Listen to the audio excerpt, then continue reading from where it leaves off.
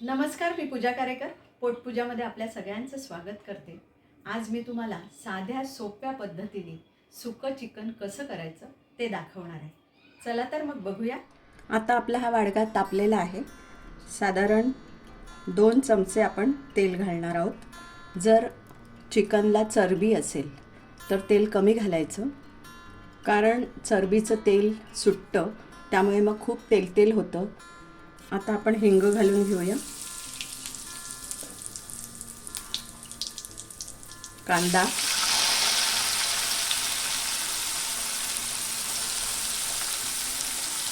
हळद,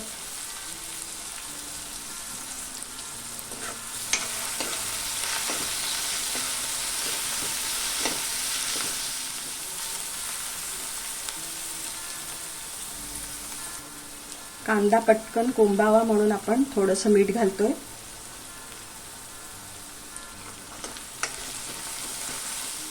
एक 2 मिनिटं झाकण ठेवून आपण कांदा कोंबवून घेऊया।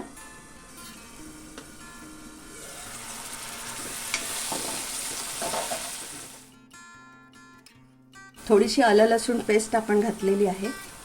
थोडीशी बारीक चिरलेली लसूण, 4 पाकळ्या, थोडा गरम मसाला, दैवज्ञ मसाला,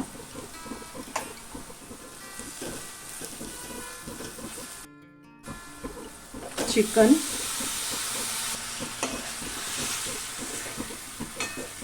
आता आपण चिकन घातलेलं आहे।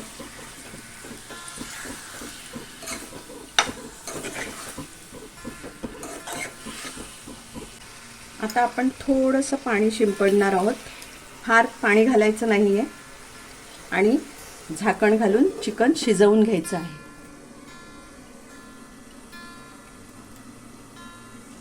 मध्ये मध्ये झाकण उघडून बघायचं, कारण आपल्याला हे सुकं चिकन करायचं आहे, त्यामुळे खूप पाणी घालायचं नाही, पण मध्ये मध्ये गरज भासल्यास आपण थोडं पाणी घालू शकतो।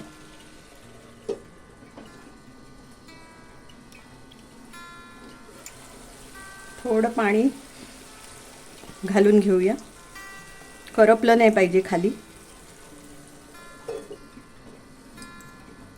तुम्हाला हवं तर तुम्ही कुकरला सुद्धा 3 शिट्या घेऊ शकता, पण पाणी अगदी थोडं घालायचं, कारण आपण सुकं चिकन करतोय।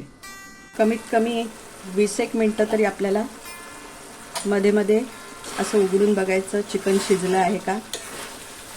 मीठ आपण चिकनला लावलेलं होतं, थोडीशी आलं लसूण पेस्ट सुद्धा चिकनला लावून ठेवलेली होती, त्यामुळे मीठ चव बघूनच मग लागलं तरच घालायचं। आता हे आपलं सुकं चिकन तयार आहे।